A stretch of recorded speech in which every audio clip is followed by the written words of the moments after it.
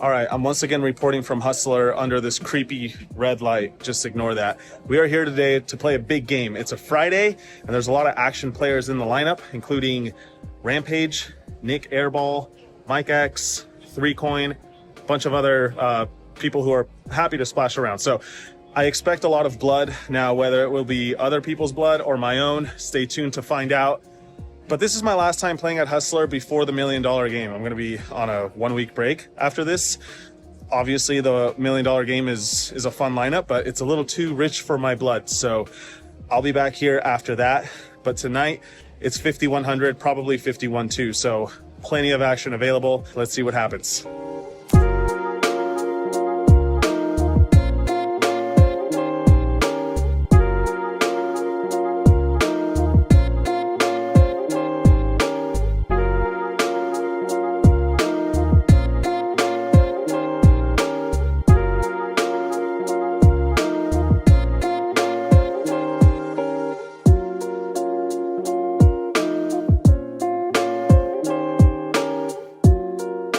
All right, guys, back at it, playing high stakes on a Friday in Los Angeles. The game today is 5,100, often 5,100, 200 because almost everyone straddles, and we're underway. In the first interesting hand, there's a $200 straddle on, gets to 3Coin who min raises to 400 bucks. Dylan calls in the small blind, and then I look down at Ace King in the big blind.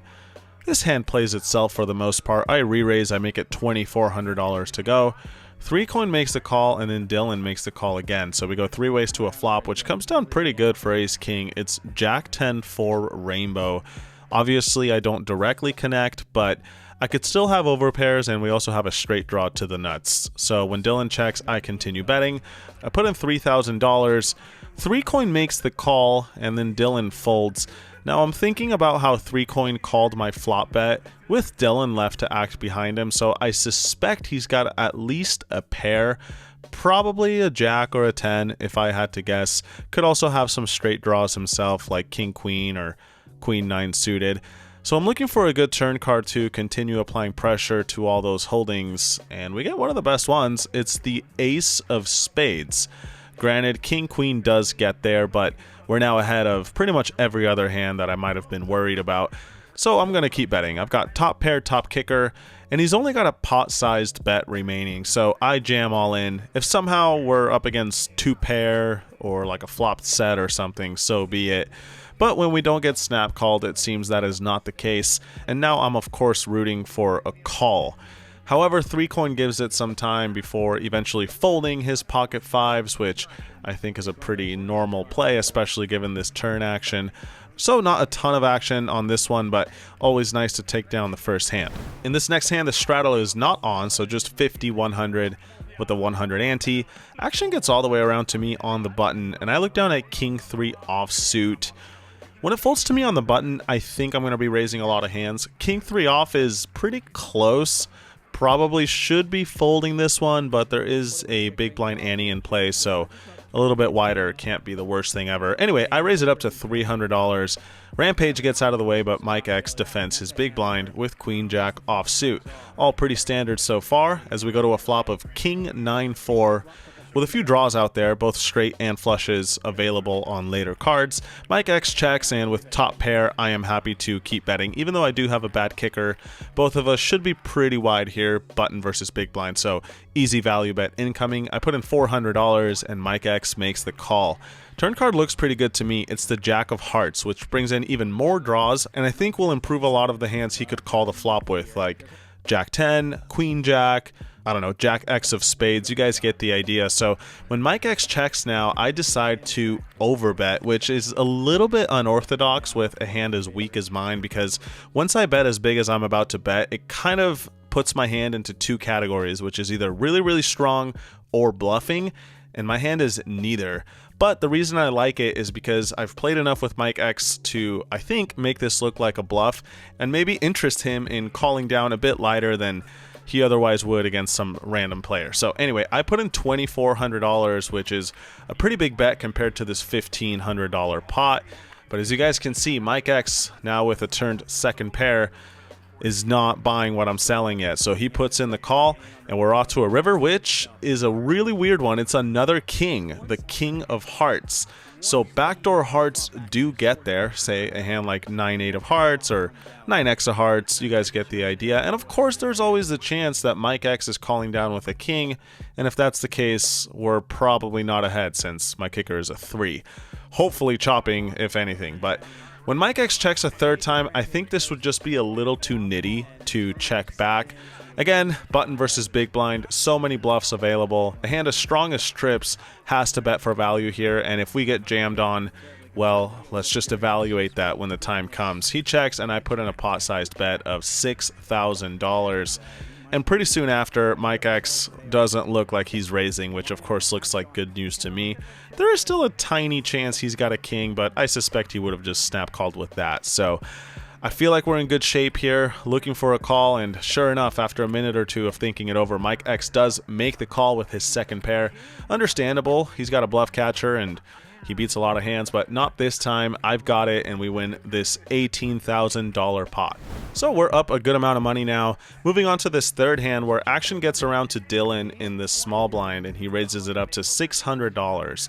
There is a straddle on this hand, so not the biggest raise ever. I'm next to act with King 9 offsuit, and I think folding or re-raising are the best options here, especially with someone as active as Rampage left to act behind me. And I think folding is probably just the best play, actually. King 9 off doesn't really play super well, even though we do have position. But this time, I do take the aggressive route and raise it up. I make it 2,000. Rampage is out of there, but then Dylan puts in another raise, punishing me for the light 3-bet with King 9 off. He makes it $6,600. And I think it's obvious at this point that the hand should just end. But you guys have heard me say this before. When I'm up against players who give plenty of action to me, I like to reciprocate that, and Dylan is certainly someone who definitely likes to battle against me pretty much every week. So with that in mind, I decide to make a very light call. Who knows, we might get lucky, and that would be cool. And, you know, if I double him up, that's not the end of the world. So off to a flop, which comes down Jack 9-7, all diamonds. A monotone flop in a 4-bet pot is always pretty interesting because neither player should have too many flushes, but he could have a lot of hands that have plenty of outs against me, like any ace-king or ace-queen that has a diamond, of course. So when Dylan bets now for $4,000, I've got middle pair, which is enough to come along to the turn card, so I toss in the money, and we see the 7 of spades on the turn. Pot's 21,000, Dylan has 15 and change behind, and he decides all of it is going into the middle, which puts me in a really tough spot. On one hand, my hand is not very strong. I could have better hands like flopped flushes, I could have a 7, I could have a jack, so and 9 is one of the weaker holdings I would have in this spot. But Dylan could be bluffing with ace-king with a diamond, ace-queen with a diamond, even random hands like ace-5 of hearts. Now, would he always play those hands this way? Probably not, but often enough to make this a close spot for me, I think. And this is the exact point of folding hands like King 9 off pre-flop. It's just tough to navigate post-flop, you know, even against the guy who does quote-unquote give action. It's just not a very fun situation, but we don't have to be right too often to make this call profitable. The pot is now $36,000, almost $37,000, and Dylan is all in for less than half of that amount. So expecting to lose a fair amount of the time, I think it's still fine to call here, which is what I do, hoping we're up against some sort of naked ace of diamonds holding, but we're not. Dylan has jammed with pocket 10s with a diamond, which I don't know if he's bluffing or value betting. He's probably just going with it because it's a pretty good hand, and it works out perfectly for him as he gets called by a 9. So we got pretty much no outs because the king of diamonds would not help. We're looking for an offsuit king or 9. We decide to run it once, and it does not come. It's another 7, giving both of us a full house, technically. So let's just say I got coolered this hand. Right, guys? Boat versus boat. Moving right along to this next one, I've got King Jack. Significantly better than King 9. Let's see what happens. There's a limp from Nick Airball. Brittany raises it to 1,300, a pretty big raise, and I'm in the big blind with King Jack suited. I decide to just call, not really interested in putting in a raise and then having Brittany jam or something like that. The only problem with that is it opens me up to being attacked by Peter or Airball, who are still left to act, but what ends up happening is Peter also calls and then Airball just folds. So we go 3 ways to a flop of 10-9-3 with 2 diamonds. About as good as it gets without actually hitting anything. I've got a straight draw and, of course, the second nut flush draw, plus 2 overcards, which is always nice. I check, Peter checks, and now Brittany bets $3,000. Could go either way here between raising or just calling, and the reason I like calling a little bit more against Brittany is because usually if she has something good like an overpair or even top pair, she'll just rip it all in there. So what's going to happen is I'm going to raise and then have to call off with just a draw, which is really not the end of the world since I have so many outs, but instead I decide to keep it chill and just call. Peter folds and we go to a turn which is the deuce of hearts. I check again, and of course I'm hoping for her to check it back so I can get a free river card, but she does not. This time she bets $6,000, and I'm rather convinced at this point that we are up against at least top pair, if not more likely an over pair, and that's exactly what's going on. She's got pocket queens, and the same logic applies. I mean, sure, a check raise is completely fine, but there's just no fold equity in this exact situation. So that being the case, I decide to just call again with the plan of leading on the river if we get there. And that's exactly what happens. It's the 7 of diamonds giving me a flush. At this point, she's probably going to check back some overpairs, so I decide to lead myself for $15,000. She thinks for a bit, but makes the call, and that, of course, is good news for us. We take down this $52,000 pot. It turns out that King Jack suited is better than King 9 offsuit. Who would have known? Moving right along, guys, in this one we have a raise from 3 coin to $400 before Jungle Man re-raises on his left to $2,000. Dylan then cold calls the $2,000 on the button, and I look down at King Queen offsuit in the small blind. Now let's take a look at what's going on here. 3 coin has opened from late position, Jungle Man has re-raised, and Dylan has called. To me, holding King Queen now in the small blind, this seems like a cool opportunity to come in for the bluff 4-bet, not just because I have removal to strong hands myself, such as Ace King, Pocket Kings, and Pocket Queens, but also because I think Jungle Man could be re-raising 3 coin pretty light, and Dylan cold calling on the button looks like dead money to me. So let's go after it. I decide to put in the raise. I make it $9,000 to go. Wouldn't always do this with King Queen offsuit. In fact, I think doing this all the time would be a complete disaster, but in moderation, I think it's a nice idea, so let's see how it works out. I make it 9K. Back to 3 coin now. He's in a really tough spot with pocket 10s because he knows Jungle Man and Dylan are left to act behind him. He decides to call the 9,000, which I actually don't hate. Jungle Man calls as well, and then Dylan finally lets go of 9-6 offsuit. Nice discipline from him. 3 ways to a flop, which comes down absolutely beautiful. It's King Queen 4 with 2 clubs, giving me top 2 in a 4-bet pot with 2 other guys in the hand as well. The stuff dreams are made of. I am happy to just bet now because, you know, I've got a strong hand. It's not rocket science. I put in $11,000. 3 coin folds after some thought, which makes perfect sense on this kind of board. And as you guys can see, Jungle Man has quite the decision with the nut flush draw and second pair. He decides to just call, which I think is completely standard. Raising here wouldn't make too much sense. And we go to a turn which is the 10 of spades. Interesting card, as I feel a lot of his continuing hands on the flop will improve here. Let's say hands like Queen 10 of clubs, 10 Jack of clubs, Ace 10 of clubs, Jack 10 suited, you know, an open-ender on the flop. So many hands here pick up equity, but we are still ahead of. So I think my immediate response is to just continue betting just to get some value. I mean, sometimes we'll run into Ace Jack, I suppose, but that's not really much concern right now. So I'm going to keep betting. The question is how much, and I take a look at my stack. I've got $68,000, which is a lot of money, but when you look at the pot size, it's really not that much more. And I like the idea of just jamming here because I think a normal size is probably like 35,000 or so, but then that leaves me like, what, 30K behind? Really weird stack to pot ratio going on. So I say the hell with it. Let's just go all in and see if we can get called by any worse hand. So I am in there for 68,950. Worth noting that 3 coin would have turned a set, which I think is pretty funny. Sorry, 3 coin. But anyway, we don't get snap called, which looks like good news, but we also don't get a snap fold. And that's exactly what the goal was. Hopefully Jungle Man calls with whatever he's got. And boy, does this one take a while. I think he tanks for like 5 minutes or so, but eventually decides to gamble with his second pair, straight draw and nut flush draw, which I think is completely fine. I mean, folding this hand is a little bit too tight, especially when you're playing on stream, I should add. But anyway, he calls and we are off to the races. He asked me how many times I want to run it, and I tell him I don't really care, you pick. And he wants to go 3 times. Now, they don't really do that at Hustler. It really only goes once or twice, so he wants to go twice.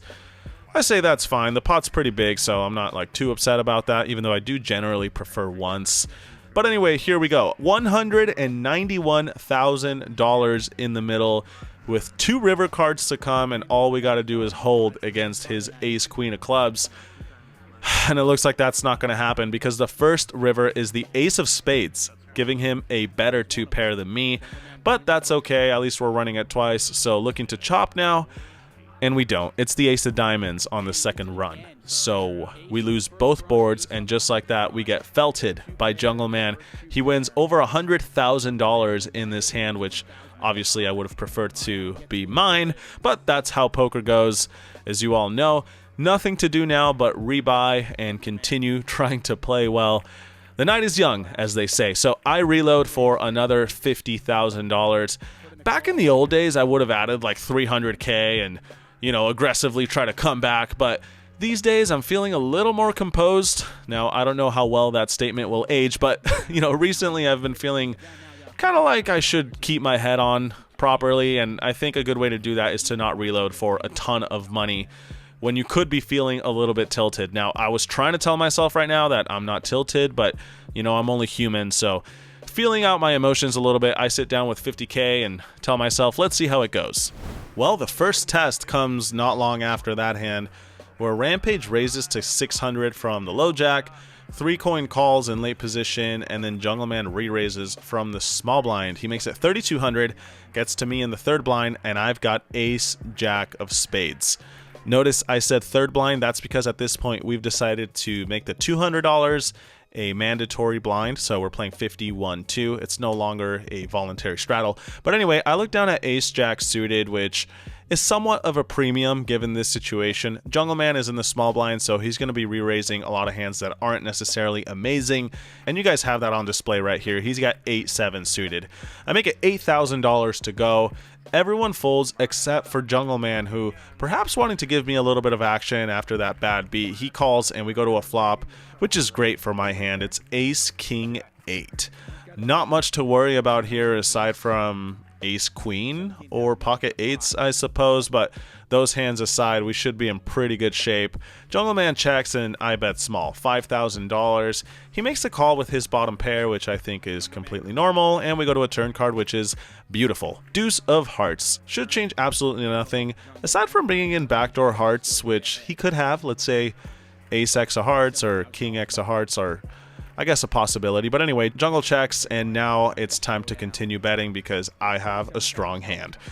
Question is how much, and once again, if you guys take a look at my stack and the pot size, it's a weird thing going on here. I think an appropriate size here is maybe 10K. We're looking to get called and then of course jam the river for value, but I don't know. I just lost a huge pot to him, and I start flirting with the idea of just jamming all in here, which is, again, an overbet.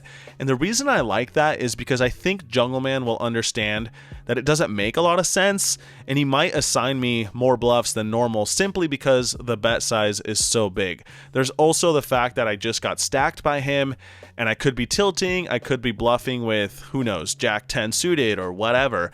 And I feel like he's not going to want to fold a pair against this exact action. So instead of betting a normal amount, I decide to utilize my, what I think might be perceived image, and jam all in for 37K. That's right. My rebuy is fully in the pot already, less than 10 minutes after it has been added. And now Jungle Man goes in the tank once again.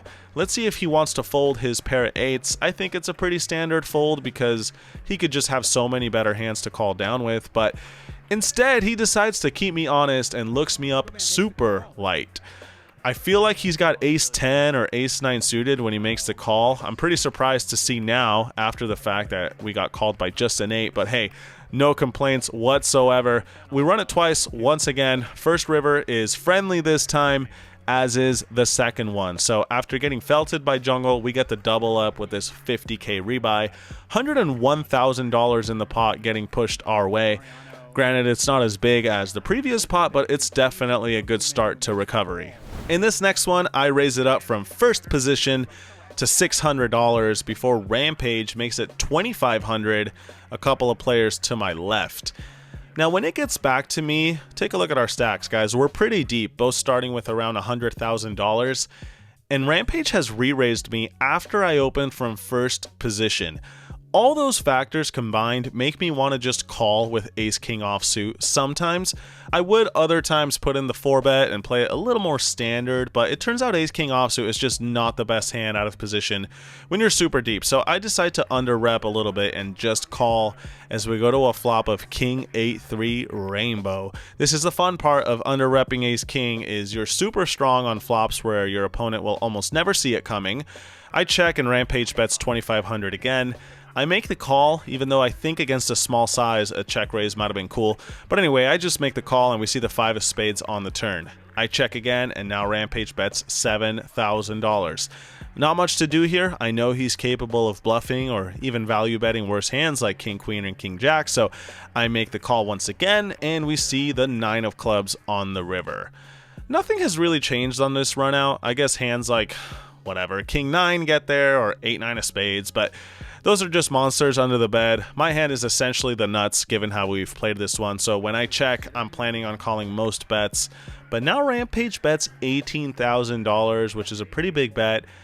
And I take a look at him making this bet out of the corner of my eye, and I don't know, just based on having played with him so much over the years, I'm actually not loving this spot. It's pretty much a snap call, and in fact, I think I wasted the table's time here a bit by thinking about it so long. And this just all goes back to the fact that I flat called pre-flop. I mean, when you do something like that with ace-king, you just gotta kind of call down when you flop top pair. It is what it is. And I do eventually make the call, but I was afraid we might be up against a better hand. That's not the case, though. He was not bluffing, but he also doesn't beat me. We've got the exact same hand, and just like that, we chop this one up. $60,000 pot, but we only each profit $250. So nothing crazy, but I felt like it was at least worth sharing since he and I don't play too many big pots over the years since, you know, he doesn't really come to Hustler much. But anyway, moving right along. In this one, Jungle Man raises up the action to $600.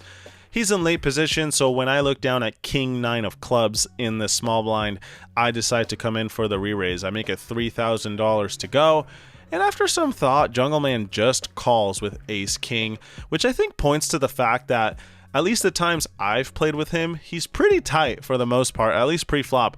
I really don't see him getting out of line much, and this is another perfect example of just calling ace-king in position as the, late position raiser versus a small blind re-raise. Anyway, who cares? We go to a flop of ace, queen, jack, rainbow.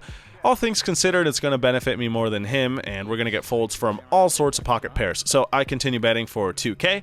Jungle Man makes the call, and we see the deuce of hearts on the turn. Obviously, I don't love that I got called on the flop, but I think he could be doing this with a lot of hands like Jack 9 suited, Queen 10, even small weak aces, all these sorts of holdings that are just going to hate facing another bet on the turn. So I decide to keep the heat up and bet once more, this time $7,000, trying to get folds from pretty much anything that's not an ace or better. But Jungle Man calls once again, which I think at this point makes it clear that I am running into a pretty strong hand at least. So when the river comes the 7 of diamonds, I don't know, I don't think it's really worth attempting another bluff. I decide to shut it down, and now Jungle Man tanks for a while before deciding how much to bet, at which point I immediately fold. Nice hand, Jungle Man. This one does not work out for me. This next one is definitely not my proudest moment, let's say, but here we go. Dylan raises to $600, and I'm next to act with Queen Jack offsuit. This is the easiest fold of all time, mainly because I've got Peter and Rampage left to act behind me in position. So just atrocious to call here, and re-raising with Queen Jack off is just not really my favorite play. Instead, I decide to call for 600, which again is just kind of laughable, but whatever. How bad could it be, right? It's only 600 bucks. Peter makes the call, and then Rampage makes the call as well, so I guess if they're doing it with ace 5 and queen 10 off, then maybe my play is not so bad. Gets to Mike X in the small blind, and he decides to bump it up to $3,600. Dylan folds, he's the initial raiser, and now it gets to me, and you're probably wondering, how the hell is this hand even in the vlog? He's not going to call again, right? Well, you're right, I'm not going to call again. Instead, I decide to dig into my bag of tricks and pull out the old back raise after calling the initial raise. I know, it seems absurd, and honestly it is. But with that said, this is something you see at Hustler from time to time. Just because there is so much re-raising preflop, I think flat calling super strong hands like aces and kings is actually okay. And in case you guys have noticed, my previous vlog from Hustler, I believe, I did this exact thing where I believe someone raised or limped in, I can't exactly remember, and I decided to just do the same thing with pocket aces, hoping that someone would re-raise behind me. Now in that hand, no one did, and we went like 19 ways to the flop when I had aces, but the plan was obviously to back raise, and I think doing that with bad hands is a good way to balance it out. Now, you could argue Queen Jack offsuit isn't the right kind of hand to balance that out with, and I would agree with you. I would prefer something with a little more playability, but I decided to go for it this time just because the opportunity is so perfect. I back raised to $10,000. Peter and Rampage fold. Now it gets back around to Mike, who I think has the perfect stack to try this against, because if he jams, we can just comfortably fold since he's got like 45k back. But if he calls, there's enough stack depth behind to navigate different flops, turns, and such. So anyway, I make it 10k, and now Mike X is in a really rough spot with King Jack offsuit, which is exactly the type of hand I was praying that he has. But after some thought, he does make the call, so really odd pre-flop developments as we go to a board of 6-4-3 rainbow. I think almost always we're both just going to be missing here, so I'm going to put in a small bet and hope it works. Mike X checks, and I assemble a bet of 6,600, which is around 1/3 pot, maybe a little bit less. And I mean, what do you do here with King High? It's just such an annoying spot. I don't blame him for folding, and it's rather fortunate for me that I ran into this exact hand, because I feel like with Ace High, he might have even continued. But instead, he folds, and we win this one with Queen Jack offsuit. Pretty hilarious. In this next one, action gets to Airball, who opens up to $2,000. That's right, my man is getting after it. 2k to go. Dylan calls in the small blind, and I call in the big blind with pocket threes. Peter calls as well, and we go 4 ways to a board of Jack 10-3. Bottom set on a Broadway type of board. This should be good. Dylan checks, I check, Peter checks, and Airball checks it back. Looking for pretty much any turn card now, aside from this exact one. It's the Queen of Clubs, making Ace King the nuts, and I think Airball could easily have Ace King in this spot after raising big preflop and then just checking back on Jack 10-3. You know, he's got 3 opponents, probably not bluffing with Ace King too often. But he might have it now, and, you know, it's going to be tough if the board doesn't pair, and there's a ton of aggression here. Dylan checks, I check, Peter checks, and now Airball does take the opportunity to bet. He puts in 2k, so I'm already thinking, should I raise, should I just call? But then Dylan puts in the check raise, which I totally did not see coming. He makes it $7,000, and now I'm in such a weird spot because, I mean, if I call here, it's just going to be so obvious to Airball that I cannot have Ace King. I simply cannot have the nuts given the preflop action, and he might be able to just put down the hammer and punish both Dylan and I for, you know, attacking a board that we can't really have the nuts on. But at the same time, I've got a set, so what am I going to do? Folding seems absolutely crazy. Dylan could be check raising with 2 pair, or, I mean, even if he has a straight, we've got outs. I don't know. So I decide to just call this 7k. Peter gets out of the way, and now Airball thinks for a while before eventually folding. All right, so I was stressing about pretty much nothing. Now it's just me and Dylan. Obviously, I wouldn't be too upset if the board pairs, but the deuce of hearts is also not so bad because all turned flush draws completely miss. Now Dylan thinks for a little bit and assembles a bet of $13,000. My immediate reaction here is that even though my hand is pretty strong, I don't know that we can get away with raising and getting called by worse. I mean, not only do I have to have the best hand, but I also have to get called by like a 2-pair type of thing. And I just don't know how often that's happening in this spot. So instead of potentially owning myself with a raise, I decide to just call. He might have king 9. It's very realistic, but he says he's just bluffing, and yeah, I turn it over. Not interested in making anyone show the losing hand, especially if they're bluffing. I turn over the set, and we are good, winning this $50,000 pot. In the following hand, Dylan raises it up to $600 before I make it 2K on his left with King Jack of Hearts. All pretty standard, and it gets back around to him. He makes the call, so heads up in a re-raised position, going to a flop of Queen Jack 4, 2 spades. Not much going on for me, but I definitely like this one. I've got middle pair on a board that should generally be better for me, so when Dylan checks, I decide to bet small. Checking back here is also not the worst idea ever, but I like a bet a little more, so I throw in 1,400, and now Dylan puts in a check raise. He makes it 55, sorry, which immediately has me wondering what the heck is going on. If he has pocket 4s, that makes sense, but many other hands don't really. Ace Queen or King Queen, I don't see him check raising. Queen Jack is possible, but I have a Jack myself, so I don't see that happening too often.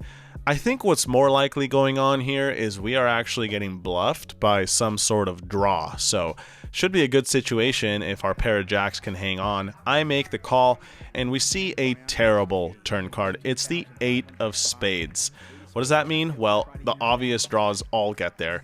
10-9 suited is now a straight. Any sort of flush draw has gotten there, and we are drawing dead against flushes. And worst of all, Dylan now jams all in for around 14K. Not much I can do on this kind of board. I pretty much let it go right away.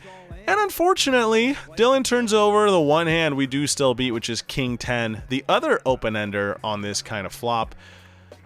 Unfortunate that this is the turn card that came out, but nice play from him. He gets away with it, and we fold the best hand.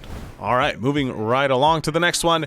There's a lot of hands, by the way, guys. Tonight we have a lot of hands. I'm just going to trust that that's not a problem with you all. In fact, if you like a lot of hands, give this video a thumbs up or subscribe or something, because I need you to do that. Anyway, in this one, check out this pre-flop action because it's pretty hilarious. Rampage limps in. Mike X limps in, Airball limps in on the button, before 3Coin makes it 500 from the small blind. That's right, a bunch of players have put in $200 and 3Coin has gone up all the way to 500. Barely more than a min raise. This is just comedy. Dylan makes the call in the big blind, and then I look down at Ace Queen in the last blind. Pretty ideal spot because I don't think 3Coin has that strong of a hand, and I have position against him. So nothing too fancy here. I'm going to put in the 3-bet. I make it $4,000 to go. Now, it gets back to Rampage, and he did limp in pre-flop, first to act. Decides to use that to his advantage by putting in the back raise himself, much like I did earlier against Mike X. He makes it $10,000. Now, for whatever reason, unlike the Ace-King hand we played earlier, this time I was catching some weird vibes from him. Like, he was kind of trying something, and I'm not really one to like put much in store in terms of tells or body language. I'm just not really that good at it. But that little vibe I got, paired with the fact that my hand is pretty damn strong, led me to deciding, once everyone folded, that I was going to put in another raise of my own. That's right, instead of just calling this 10K, we are going to put in some more money. I make it $25,000 to go. Another major factor here that I think is worth noting is Rampage has had a rough night so far, and I feel that he's a little bit frustrated, perhaps a bit wider than he should be. So let's see if I'm correct. I make it $25,000 to go, and after a bit of deliberation, Rampage makes the call. So just like that, we have over 50K in the middle. We haven't even seen a flop yet. But we go to a board which is amazing. Ace 8 deuce. There's a flush draw out there, but it's not too concerning. I also have the queen of diamonds, so yeah, all in all, we flop a super strong hand. I decide to bet small here, 11,000, which is around a fifth pot, and Rampage just lets it go right away since his queen 10 of spades has completely whiffed this flop. I can't say I love my pre-flop play, to be honest. I kind of wish I had just called his 10k raise. I actually think that makes a little more sense with my exact hand, but I'm definitely not complaining by any means because it ended up working out rather nicely. In this next hand, I've got King 4 of diamonds. I raised it up to $600 from the hijack. A little bit loose, but I think it's not too bad. Anyway, Rampage and Mike X make the call in position, and then Jungle Man defends the third blind. So we go to a flop of Jack 8-3 with 2 hearts. Jungle Man checks. I decide to check it mainly because I don't have much going on, but I am by no means giving up in this hand just yet. Rampage checks, and then Mike X now puts in a bet of 1,700. Now, mind you, Mike X is going to have a lot of top pair after this hand has played this way.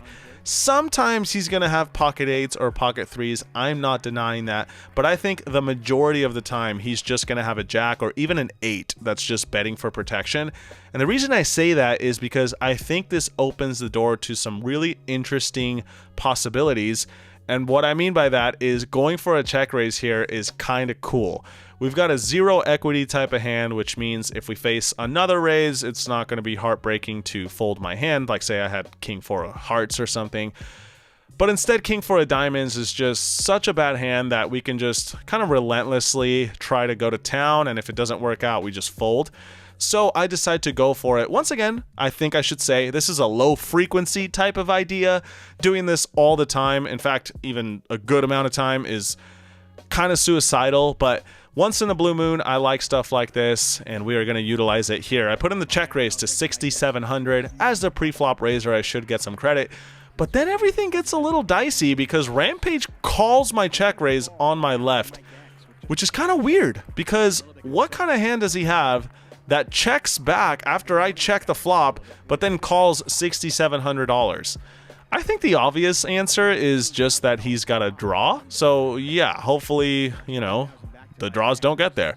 Now it gets to Mike X, and he's just in a rough spot here with his Queen Jack offsuit. I mean, yeah, he's got top pair, and he probably knows that it's good from time to time, but it's just a really, really nasty situation to be in. And this is why I kind of like checking back top pair from time to time in position. I'm not saying he should have done that, but that's kind of the nice thing about under-repping a bit is that you pot control and don't get put into these kind of spots. But anyway, Mike X does eventually let it go, which I think is completely reasonable. And it's just me and Rampage going to a turn now, which is kind of nice. It's the King of Clubs.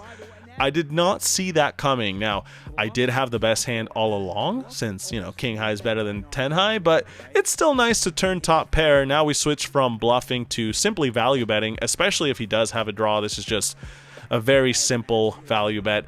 And I decide to go with a size of 14,000, keeping him in with flush draws or straight draws, but, you know, not so big that we let him off the hook with those hands. Rampage gives it some thought and makes the call, and we see the deuce of clubs on the river. Now, all along in this hand, I thought that Rampage had a draw. So my snap reflex on this river was just to check and hopefully let him bluff. But for whatever reason, I thought about it for like 30 seconds and talked myself into betting simply because Rampage could also just have a jack and we might get hero called by that. Now, that's not really what I thought he had throughout the hand, so I'm not sure why my train of thought switched on the river. Looking back, obviously it's easier when you see the cards, but I wish I had just let him bluff. I don't know, maybe he wouldn't have bluffed with a hand like this, and he knows he's getting called often, and, you know, he's probably not going for it, so my bet might be okay. I don't know, it's tough to say, but anyway, I do assemble a bet, which sizing doesn't even really matter because he ends up just snap folding his 10 high. Either way, a nice little pot getting pushed our direction. A few rounds later, this hand comes up, which I think is one of the more interesting one for today's vlog. Jungle Man raises the button to 1,400, and I'm in the big blind with King Queen offsuit. Now, against just a button open, I think it's completely fine to 3-bet this hand, so that's what I do. I make it $7,000 to go. Peter cold calls my 7K, but Jungle Man does not, so Peter's probably got some sort of decent to good hand, but not amazing. That's generally what I draw from, you know, cold calls on my direct left, and sure enough, he does have a hand just like that, pocket 8s. So heads up to a flop, which is a weird one. It's 4-4-4, completely dry board. 3 different cards, all the same number. What does this mean? Well, I could still have aces, I could still have kings, I could still have queens. Y'all get the idea. I have all the strong overpairs, whereas Peter at best probably has a hand like pocket tens. So, do I expect him to fold those hands? Not yet, but maybe later on, right? I'm going to just unload the clip. That's the plan because I think it's the right play. I start with a bet of $4,000. Peter makes the call, which is fairly straightforward so far, and we see the 6 of spades on the turn.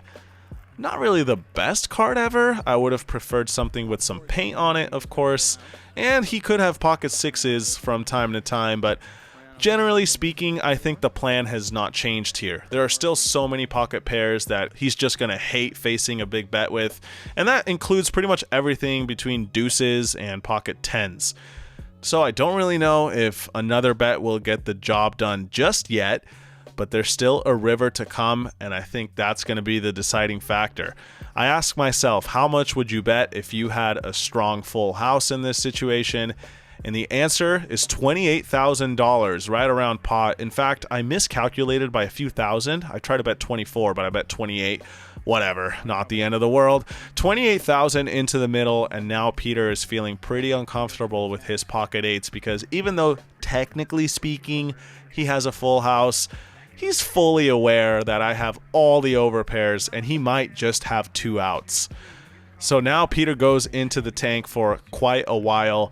My heart starts pumping a little bit, but at least the good thing with that is my heart also pumps when I have the nuts. So there's not much to gain from that particular fun fact, but it always gets the adrenaline rushing a little when, you're bluffing for the amount of a new car. However, the gamble pays off because after a couple minutes, Peter folds his pocket eights and we get this pretty cool bluff through with king, queen high. He checks the river and it would not have been a king or a queen, so I wonder what would have happened if, let's say, a jack came or something like that. We'll never know. What I do know is we take this one down and profit $13,000 in the process.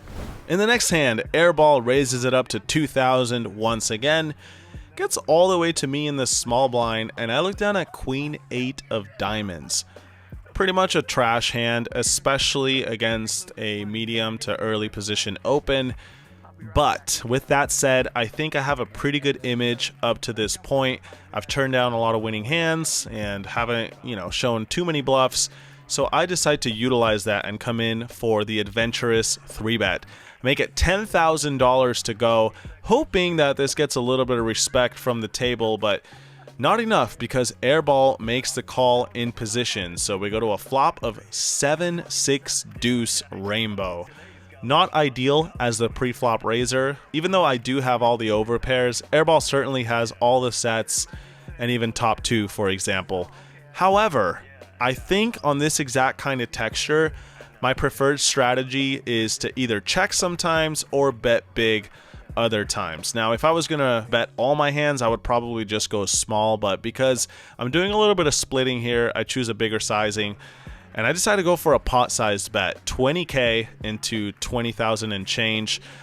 Pretty unorthodox, if I'm being honest. There's not even a diamond out there, and I actually think I like just giving up here more than anything, simply because there's not enough going on for my hand, queen 8 of diamonds, but this is what the people like to see, the absolute suicide plays. Sometimes they work, sometimes they don't. Let's see what happens this time. I put in 20,000. Airball thinks for a bit, checks his cards, and makes the call. Ugh, that sucks. Man, I was really hoping he would just have ace or king high and let it go, but not to be, at least not yet. The turn card is the jack of clubs, and I start wondering to myself, what am I doing in this pot? There's 60,000 in the middle. I've got 134k. Airball has like $500,000. What the hell is going on? But instead of panicking, I try to gather my thoughts and just think to myself, what story have I been telling so far this hand? And I think it's really not that complicated. I'm just playing it like I have pocket queens, pocket kings, aces. Y'all get the idea. I could even have hands like ace jack or king jack suited. Once in a while I will turn a jack after bluffing the flop. And all those factors lead me to believe that continuing to bluff on this turn is a good idea. If we get called again, I'm probably going to check the river, not just because I might do that with overpairs once in a while, but also because, let's face it, we could just be getting trapped on this kind of board.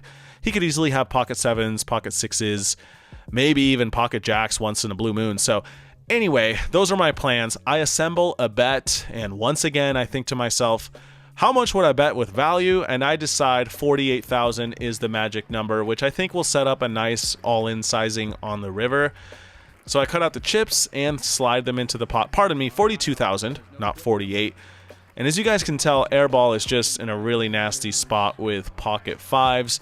He knows that he might be getting bluffed sometimes, but he has to worry about being correct, which won't always be the case, and there's still a river to be played. Is he really willing to call all the way down with just fives on this kind of board? I don't know. I think the simple answer is that his hand just has to fold, but it takes him quite a long time to make a decision. Part of that, I think, is just that Airball is a competitive player and doesn't like to lose and doesn't like to get bluffed, and I think he might know that that's what's going to happen this hand. And sure enough, after a bit, he makes a reluctant fold with his pair of fives, at which point I have a little bit of fun here celebrating the bluff.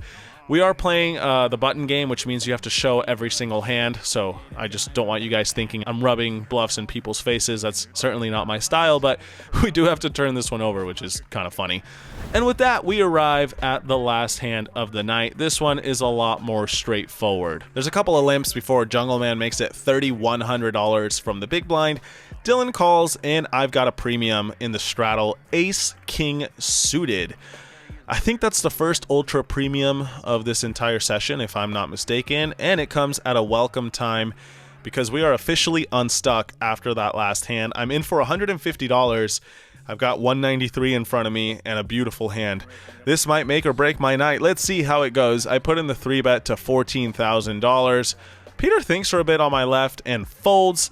Airball also folds back around to Jungle Man, and he makes a pretty tight fold with King Jack suited. Now, I'm not saying that he should expect to have the best hand, but it's got so much playability and we're so deep, but whatever. Anyway, he folds his King Jack suited, and then it gets to Dylan after cold calling with pocket sixes. What do you do here after facing a squeeze on your direct left?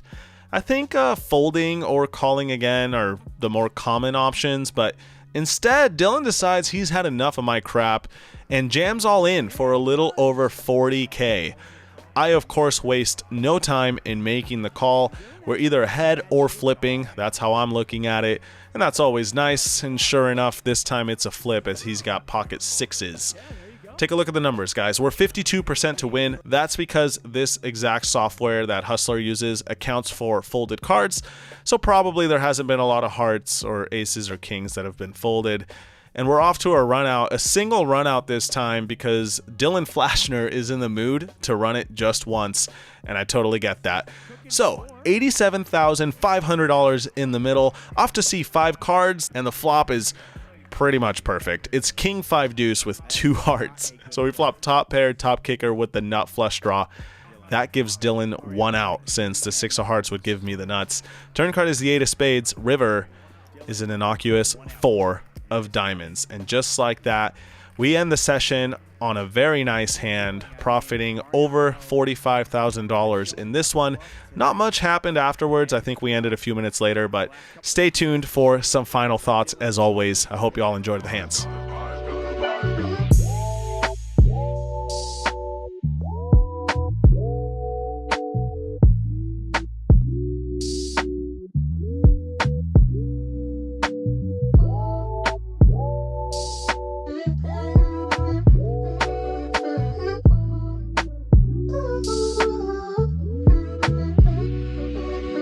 All right, so just finished playing, and after a bunch of battling, I am happy to report that I won a good amount. I won nearly $100,000 after the 6 hours of blood spilled at this table behind me. Now, I don't want to go too far, but I think this might have been my favorite ever poker session for me personally. You could argue that aces versus kings was awesome, of course, but I felt like tonight I really showcased the best that I could play personally. And I'm just really happy with keeping my emotions in check after the bad beat versus Jungle Man, and then clawing back to win after the $50,000 rebuy. Hopefully you guys enjoyed as well. It was a hell of a session, and I think this will be a fun video. If you enjoyed it, give it a thumbs up. Always appreciated. And until next time, good luck at your local tables. Peace, guys.